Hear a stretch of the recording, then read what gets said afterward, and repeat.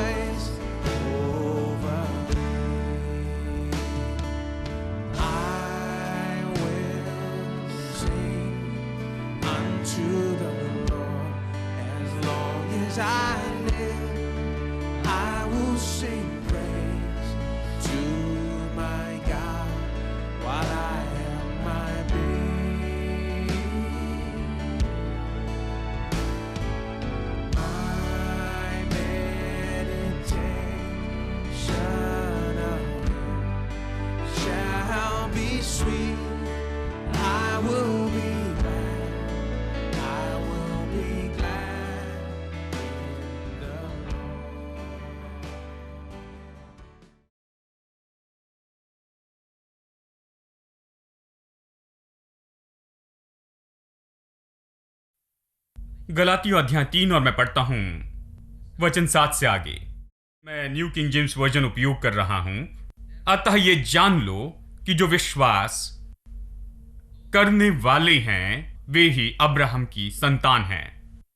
वो चाहता है कि हम जान ले, नए नियम का चर्च जान ले एक महान सत्य। बहुत से लोग कहते हैं कि प्रभु के लोग, इस्राएली लोग बहुत आशीषित हैं। ये एक तरह से सही है। इस्राएल के लोग बहुत आशीषित लोग हैं क्योंकि परमेश्वर ने उन्हें खास मकसद के लिए चुना है। ये सब, इसमें कोई संदेह नहीं। लेकिन पौलुस यहां पर एक सत्य पर जोर देता है।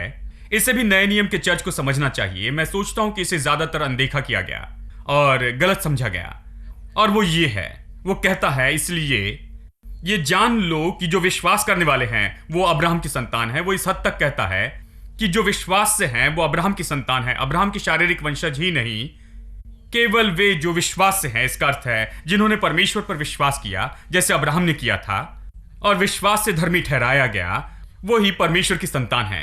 आप में से यहां कितने लोग परमेश्वर की संतान हैं?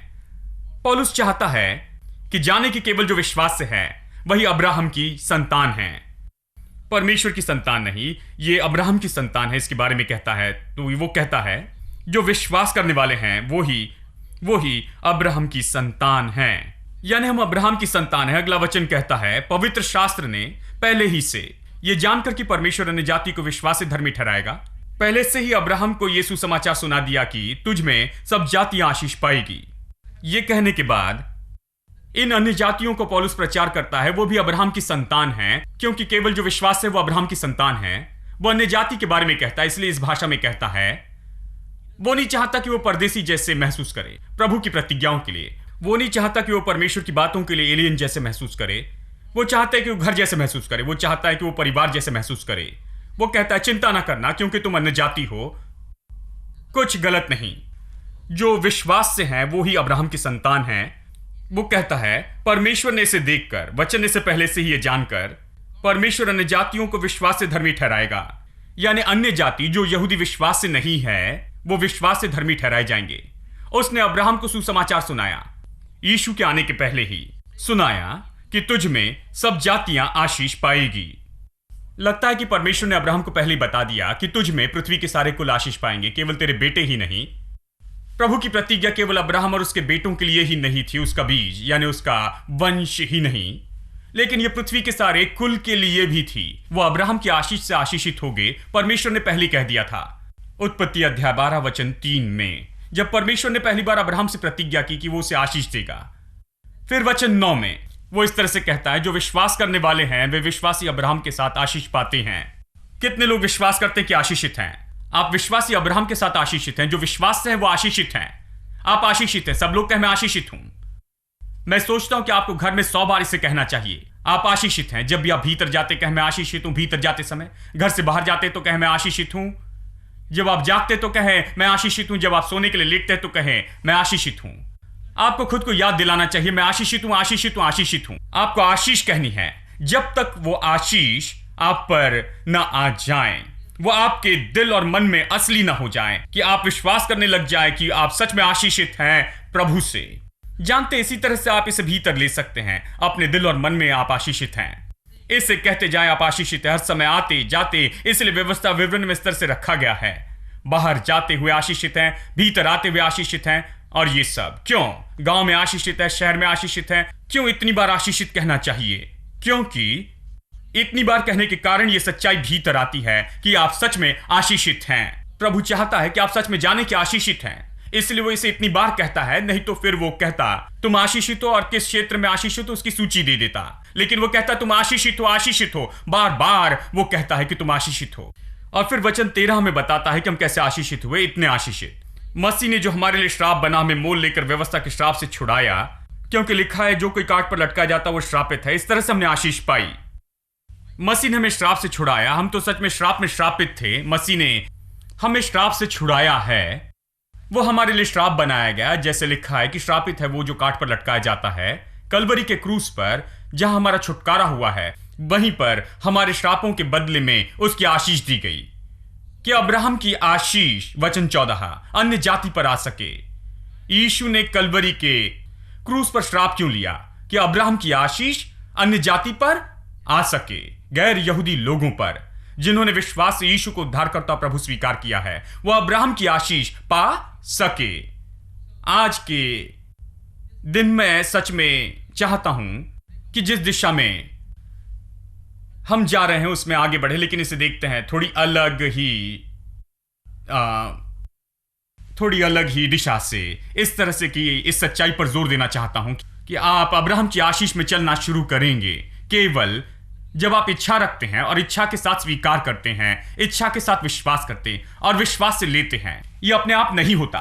मैं इस दृष्टिकोण पर जोर देना चाहता हूं क्योंकि यदि आप संदेश सुने तो यह काफी नहीं। आपको विश्वास करके विश्वास में काम करना होगा कि अब्राहम की आशीष का आनंद उठा सके। मैं इस सच्चाई पर जोर देना चाहता हूं, यानी अब्राहम की आशीष हमारी है। वो कहता है यह सुसमाचार है। यहां गलातियों अध्याय 3 वचन 7 से 9 और वचन 13 से 14 में हमें यही बताया है। यही सुसमाचार है कि अब अन्य जाति आशीषित हुई है अब्राहम के द्वारा, और अब्राहम की आशीष में हम भी आशीषित हैं। कलवरी के क्रूस के द्वारा हम आशीषित हैं। यही सुसमाचार है। अब पहला कुरिन्थियों अध्याय 15 वचन 1 से 3 में पौलुस बताता है कि सुसमाचार क्या है। वो कहता है कि सुसमाचार है वचन के अनुसार मसीह मरा और वो गाढ़ा गया और फिर वो वचन के अनुसार जी उठा। वो कहता है यही सुसमाचार है। वो कहता है कि मसीह मरा, गाढ़ा गया और वो वचन के अनुसार जी उठा। यही तो सुसमाचार है। लेकिन गलातियों अध्याय 3 बताता है कि क्या हुआ जब वो मरा। जैसे वो क्रूस पर लटका था, वो श्राप बना कि आशीष हम तक आ सके। यानी ये सुसमाचार है क्रूस, और वहां क्या हुआ और उसका पुनरुत्थान, ये सुसमाचार है। यह पहला कुरिन्थियों अध्याय 15 वचन 1 से 3 में बाहरी रूप में बताया गया, लेकिन गलातियों 3 में इसका विवरण दिया गया है, जहां यह कहता है कि उसने श्राप उठाए कि हम आशीष पा सके। यानी देखिए यशायाह अध्याय 1 और अगले कुछ हफ्तों तक इन बातों पर गौर करते हैं, क्योंकि हमें सच में समझना होगा कि जब तक इस पर विश्वास न करें और इच्छा से स्वीकार न करें ये सत्य, तो हम इस सच्चाई में नहीं चल सकते। अब यशायाह अध्याय 1 देखिए वचन 18। यहोवा कहता है आओ हम आपस में वाद विवाद करें। तुम्हारे पाप चाहे लाल रंग के हो तो भी वो हीम के समान उजले हो जाएंगे, और चाहे अर्गवानी रंग के हो तो भी वो ऊन के समान श्वेत हो जाएंगे। अब ये स्पष्ट बताता है कि हम उसके पास आते हैं और हमारे पापों से धोए जाते हैं, शुद्ध किए जाते, उद्धार पाते, परमेश्वर की संतान बनाए जाते। वो कहता आओ, वो कहता तुम्हारे पाप लाल रंग के हो तो भी वो हीम जैसे श्वेत होगे। मैं निश्चित करूंगा तुम शुद्ध किए गए, कि तुम धोए गए और सही किए गए, तुम्हारे पाप चले गए। तुम अपने पापों के साथ आना और मैं तुम्हें सही करूंगा, वो कहता। और फिर अगले वचन में वो कहता है, यदि तुम आज्ञाकारी होकर मेरी मानो तो इस देश के उत्तम उत्तम पदार्थ खाओगे। अब मैं इस भाग को बताना चाहता हूं, हम पहले अपने पापों के साथ आए, हम पहले ही धोए गए, हीम जैसे श्वेत हुए, हमारे सारे पाप दूर किए गए। यह भाग हो चुका है। फिर अगला भाग है। कई बार हम यशायाह 1:18 सुनते हैं, लेकिन यशायाह 1:19 के बारे में प्रचार नहीं किया जाता। 1:18 पढ़ने के बाद, यानी अपने पापों के साथ आते, उसके पास आते और हीम जैसे शुद्ध किए जाते, पूरी तरह से शुद्ध किए जाते हैं और उद्धार पाते। तो अगली बात है, यदि तुम इच्छा रखते और आज्ञाकारी होते, तुम इस देश के उत्तम पदार्थ खाओगे। अब ऐसा मसीह जीवन कैसे जिए? हम अपने पापों से धोए गए, आपने पश्चाताप किया, लेकिन अब यदि आप इच्छा रखते और आज्ञाकारी हैं, तो मैं सोचता हूं इस वचन में सबसे महत्वपूर्ण शब्द है यदि, क्योंकि सब इसी पर आधारित है, यदि। अब यह वचन जो कहता है वो अपने आप ही नहीं होगा, क्योंकि आप अपने पापों से धोए गए हैं। आप देश की उत्तम उपज नहीं खा सकेंगे केवल इसलिए कि अपने पापों से धोए गए हैं। आप देश की उत्तम उपज नहीं खा सकेंगे, आप प्रभु की आशीष का आनंद नहीं उठाएंगे केवल इसलिए कि आप पापों से धोए गए हैं। यदि आप इच्छा रखते हैं, देखिए, अपने पापों से धोए जाने के बाद आपको इच्छा रखनी है और आज्ञाकारी होना है, फिर आप देश की उत्तम उपज खाएंगे। यदि आप इच्छा रखते और आज्ञाकारी हैं, यानी पहला भाग पश्चाताप है, वचन 18 पश्चाताप है, जहां आप आते हैं, अपने पापों के साथ आते, पापों से धोए जाते। वचन 19 नया बनाना है, जहां आपका मन नया होना चाहिए, आपका मन सही दिशा में निश्चित होना चाहिए। बहुत से विश्वासियों को यही समस्या है। वह आते हैं, पश्चाताप करते, पापों से निपट लेते हैं, अपने पापों से धोए जाते हैं, लेकिन वो नए बनाने के स्तर पर नहीं आते हैं। अगले कदम में उनका मन सही नहीं होता। अब वो इस तरह रखे जाते हैं कि अपने जीवन में प्रभु की आशीष का आनंद नहीं उठाते। वो पहले कदम में जाते हैं, पश्चाताप का स्तर, लेकिन कभी नए बनाने के स्तर पर नहीं आते। अपने मन को सही नहीं बनाते कि प्रभु की आशीष का आनंद उठाएं। यह सच है कि आप अपने पापों से धोए जा सकते, शुद्ध किए जा सकते, पूरी तरह उद्धार पा सकते, पवित्र आत्मा से भर सकते, और फिर भी प्रभु की आशीष में नहीं चल सकते, क्योंकि आप इच्छा नहीं रखते और आज्ञाकारी नहीं कि प्रभु की आशीष में चले। प्रभु की आशीष में चलना तो अगला कदम है। उसने आपको उद्धार दिया कि आप प्रभु की आशीष में चल सके, लेकिन आपको इच्छा रखकर आज्ञाकारी होना है। इच्छा रखना तो पूरी तरह से स्वीकार करना है जो प्रभु ने किया है, जो प्रभु ने किया उसे स्वीकार करना, और आज्ञाकारिता का संबंध है जो उसने किया है उसे करना। जब हम ये दो काम करते हैं, दो शर्तें, यही आपको देश की उत्तम उपज खाने की दशा में लाते हैं। अब आगे बढ़ने से पहले एक बात बताना चाहता हूं, भूमि की उत्तम उपज। उत्तम शब्द फिर से इंग्लिश भाषा में जानते हैं शायद गलत समझा जाए, इसलिए मुझे समझाना होगा। इंग्लिश भाषा में होते हैं गुड, बेटर, बेस्ट, ठीक है? यानी यदि इस तरह से देखें तो गुड सबसे नीचे है, गुड, बेटर और बेस्ट, यानी गुड से कुछ और अच्छा है और बेटर से और भी कुछ अच्छा है, ये बेस्ट है। यानी ये कहना नहीं कि यदि तुम इच्छा रखोगे और आज्ञाकारी रहोगे तो सबसे कम पाओगे, कम भलाई पाओगे, या गुड में चलेंगे, बेटर और बेस्ट में नहीं। यहां जिस तरह से कहा गया उसे समझना होगा। यहां बेस्ट शब्द अच्छा है, यानी आप गुड शब्द निकालकर बेस्ट शब्द रखते हैं तो अच्छे से समझेंगे।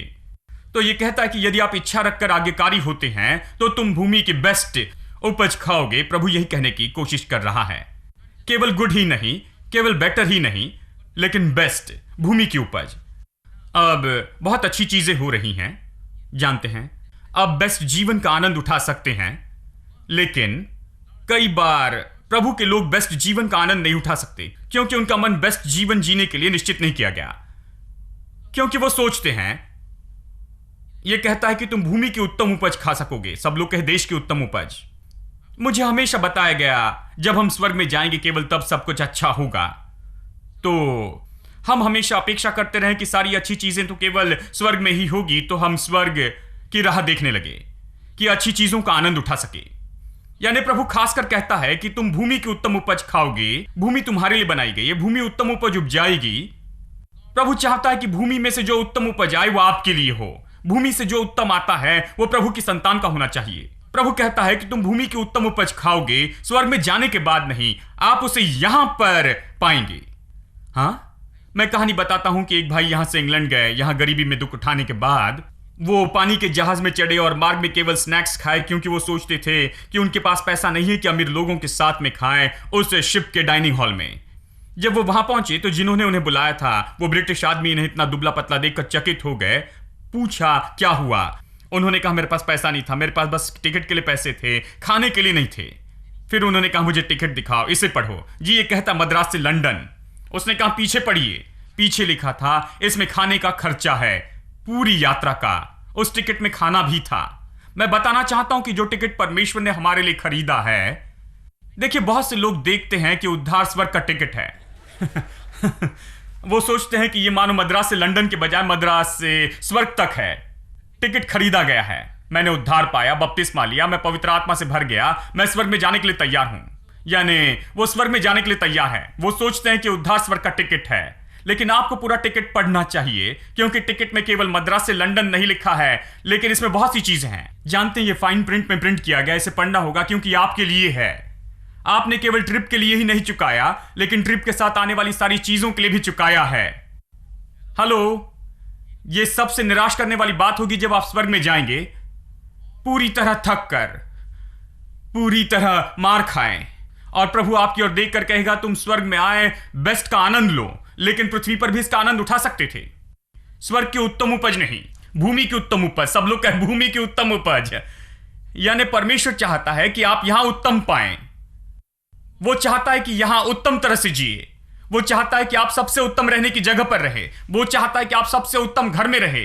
वो चाहता है कि आपके पास में चलाने के लिए सबसे अच्छी गाड़ी हो। वो चाहता है कि आपके पास सबसे अच्छी सुविधा हो। इस तरह से कहे तो लोगों को बड़ी परेशानी होती है, इसलिए मैंने जानबूझकर इसे कहा है। जानते हैं, यानी सिर घूमने दे, केवल तब वो सोचने लगते हैं। जब आप धीरे से बताते हैं तो नहीं समझते। प्रभु चाहता है कि आप सबसे उत्तम पाए हर तरह से। अच्छा है आप विश्वास करने लगे। हेलो, इस पर विश्वास करने लगे। एक भाई ने कहा पिछले 25 साल से मैं वही स्कूटर चला रहा हूं। प्रभु की स्तुति हो, पिछले 25 साल से वही स्कूटर चला रहा हूं। खैर ये जरूरी नहीं था। आप अच्छी ले सकते थे और कार भी ले सकते थे। वो ये नहीं जानते थे। देखिए, उन्होंने सोचा कि उन लोगों को स्वर्ग में खास मेडल मिलेगा जो 25 साल तक एक ही स्कूटर चलाते हैं, लेकिन ऐसी कोई बात नहीं है। नहीं है। आप अच्छी चीजों को ले सकते हैं यहां पर हर समय। आपको बेहतर और बेहतर और बेहतर और बेहतर होते जाना है। और यही तो इसहाक और याकूब और यूसुफ इन लोगों के साथ हुआ।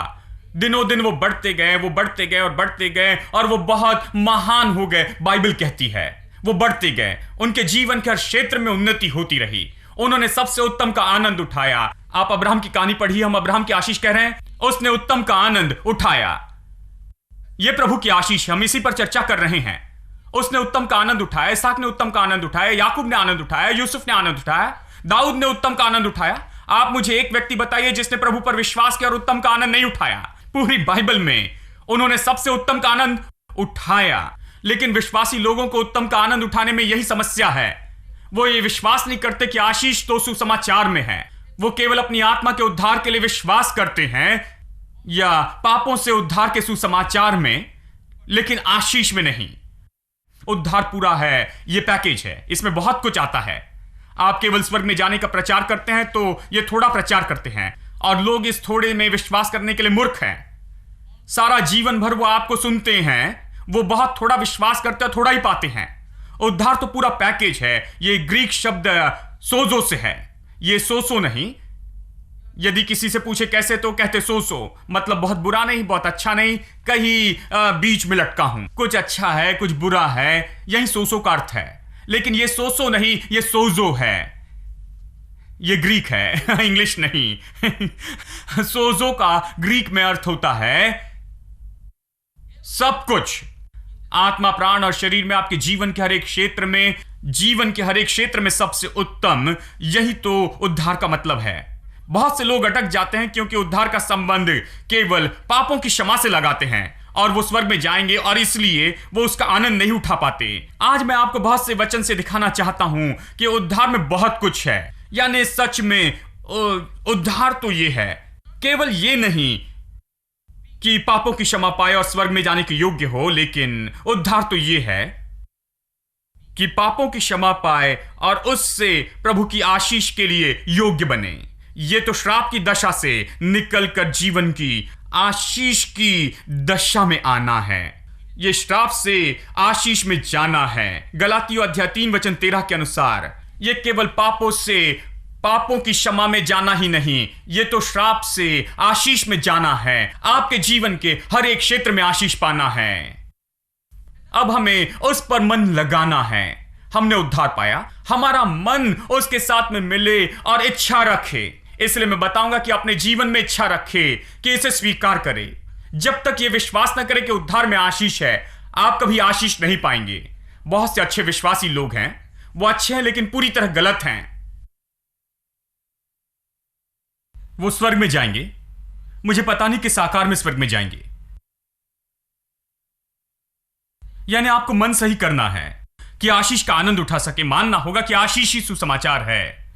आशीष सुसमाचार में है। यह साइड मुद्दा नहीं है, यह मुख्य मुद्दा है। यह श्राप से सुसमाचार में जाना है, यही सुसमाचार है। बाइबल के अनुसार मैं आपको साबित करके दिखाऊंगा परमेश्वर के वचन से। मेरे साथ निकाले रोमियो अध्याय 1। चलिए मैं पढ़ता हूं रोमियो अध्याय 1 वचन 1। पौलुस की ओर से जो यीशु मसीह का दास है और प्रेरित होने के लिए बुलाया गया और परमेश्वर के उस सुसमाचार के लिए अलग किया गया। वो कहता है मैं परमेश्वर के सुसमाचार के लिए अलग किया गया हूं। अब मैं चाहता हूं कि आप देखें कि यह कहां किस तरह बताया गया है। बाइबल में हर शब्द महत्वपूर्ण है। यह कहता है परमेश्वर का सुसमाचार। सुसमाचार नहीं कहता, परमेश्वर का सुसमाचार। सुसमाचार का अर्थ क्या है? इसका अर्थ है शुभ संदेश। ठीक है, सब ये जानते हैं। इसका अर्थ है शुभ संदेश, यानी अभी सुसमाचार शुभ संदेश है। यदि यह परमेश्वर का सुसमाचार है तो मैं कहूंगा यह परमेश्वर का शुभ संदेश है। यह सुसमाचार परमेश्वर की ओर से शुभ संदेश है। परमेश्वर इस संसार से कुछ कहना चाहता है। यह सुसमाचार है। और इसलिए जब मुझे बुलाकर सुसमाचार के लिए अलग किया गया, मैं परमेश्वर के संदेश को लेकर जा रहा था। प्रभु कुछ कहना चाहता है। यह मेरे शब्द नहीं, मैं क्या कहना चाहता वो नहीं, मेरी डॉक्टरीन नहीं। परमेश्वर के पास संदेश है कि पूरे संसार तक भेजे। हर व्यक्ति के लिए उसके पास कुछ कहने के लिए है। यह गंभीर बात है और मैं उस प्रचार के लिए बुलाया गया। पौलुस ने कहा मैं अलग किया गया परमेश्वर के सुसमाचार के लिए। परमेश्वर को कुछ कहना है, मैं तो बस दूत हूं। मैं मार्ग बनूंगा जिससे वो संदेश भेजेगा। परमेश्वर का संदेश ले ले। और परमेश्वर का संदेश क्या है? हम क्या प्रचार करते हैं, क्या विश्वास करते हैं? देखिए वचन 15। अतः मैं तुम्हें भी जो रोम में रहते हो सुसमाचार सुनाने को भरकस तैयार हूं। वो समुद्र पार करना चाहता था और वह रोम में जाकर सुसमाचार प्रचार करना चाहता था। मतलब उन दिनों में रोम में जाकर सुसमाचार प्रचार करना इतनी आसान बात नहीं थी। अब हम फ्लाइट लेकर कुछ घंटों में वहां पर जा सकते हैं, लेकिन उन दिनों में समुद्र यात्रा करना पड़ता था, जाना पड़ता था। शायद आधे समय समुद्र में डूब जाते। लुटेरे थे, चोर थे, खतरा था, प्राकृतिक खतरा भी था और यात्रा इतनी आसान नहीं थी। लेकिन उसने जोखिम उठाई, अपने जीवन की जोखिम उठाई और बड़ी परेशानी से यात्रा करता है। वो कहता है मैं रोम में जाकर सुसमाचार प्रचार करना चाहता हूं, वहां पर भी मैं लोगों को बताना चाहता हूं। वो कहता है महत्वपूर्ण संदेश है, मुझे इसे समुद्र पार ले जाना है। परेशानी की कोई बात नहीं, मुझे वहां जाना चाहिए, समुद्र पार जाना है कि सुसमाचार दे सकूं। आज हम आशीषित हैं, प्लेन में बैठकर वहां जाते हैं। हम हर चीज को गंभीरता से नहीं जानते। वो कहता है मुझे वहां जाकर सुसमाचार प्रचार करना है। फिर कहता है वचन 16 मैं मसीह के सुसमाचार से नहीं लजाता। अब वो इस मसीह का सुसमाचार कहता है, यह परमेश्वर की ओर से है, सुसमाचार है परमेश्वर से लोगों के लिए। फिर कहता है मैं सुसमाचार से नहीं लजाता क्योंकि यह उद्धार के निमित्त परमेश्वर की सामर्थ है हर एक विश्वास करने वालों के लिए, पहले तो यहूदी फिर यूनानी के लिए। वो कहता है मैं नहीं डरता क्योंकि यह बहुत ही सामर्थी है। हर एक के लिए जो विश्वास करता है वो उसे सुनकर विश्वास करेंगे। यह बहुत ही सामर्थी बात है। सुसमाचार कुछ अलग है। चलिए दूसरा कुरिन्थियों से देखें पौलुस सुसमाचार के बारे में क्या कहता है। वो इसके बारे में बताता है अध्याय 5 और वचन 17 से आगे। इसलिए यदि कोई मसीह में है तो वो नई सृष्टि है, पुरानी बातें बीत गई हैं, देखो सब बातें नई हो गई है। ये सब बातें परमेश्वर की ओर से है। सुसमाचार परमेश्वर से। वो कहता है सब कुछ परमेश्वर से है जिसने मसीह के द्वारा अपने साथ हमारा मेल मिलाप कर लिया और मेल मिलाप की सेवा हमें सौंप दी है। उसने हमें यह दिया है। वो कहता है परमेश्वर ने हमसे मेल मिलाप किया है यीशु मसीह के द्वारा खुद के लिए, और अब उसने हमें मेल मिलाप की सेवकाई दी है। अब ये क्या है? मेल मिलाप का अर्थ है एक साथ लाना, फिर एक बनाना, यानी देखिए, वो अलग वचन में इसे बताता है। वचन 19 में, परमेश्वर ने मसीह में होकर अपने साथ संसार का मेल मिलाप कर लिया। मसीह क्या कर रहा था? वो कहता है कि परमेश्वर मसीह में था। जब मसीह संसार में आया, परमेश्वर मसीह में कुछ कर रहा था, संसार का खुद से मेल मिलाप कर रहा था। मसीह संसार में आया, क्रूस पर मरा और ये सब कुछ हुआ। इसका संबंध इससे था कि परमेश्वर उसमें उसके द्वारा क्या कर रहा था? वो मेल मिलाप कर रहा था। यानी मनुष्य जो परमेश्वर से दूर गया, उसे ला रहा था, खुद की ओर ला रहा था। ये सब कुछ क्रूस पर यीशु मसीह के द्वारा हुआ। ये मेल मिलाप की सेवकाई थी और यहां पर मेल मिलाप हो रहा था। This is the season of Jubilee. This is the season of Jubilee. Singing and dancing for you and me. Singing and dancing for you and me. Thanking and praising because we're free. Thanking and praising because we're free. Oh, this is the year of Jubilee. Oh, this is the year of Jubilee. Put your hands together. Everybody praise the Lord. Put your hands together. Sing, shout, and praise the Lord. This is the season of Jubilee. This is the season of Jubilee. Singing and dancing for you and me. Singing and dancing for you and me. Thanking and praising because we're free. Thanking and praising because we're free. Oh, this is the year of Jubilee. Oh, this is the year of Jubilee. Put your hands together. Everybody praise the Lord. Put your hands together. Sing and shout and praise the Lord. Everything that was stolen shall be returned unto me. Mother, father, sister, brother, they will all go free. Everything that was stolen shall be returned unto me. Singing, dancing, praising, shouting, increase in victory.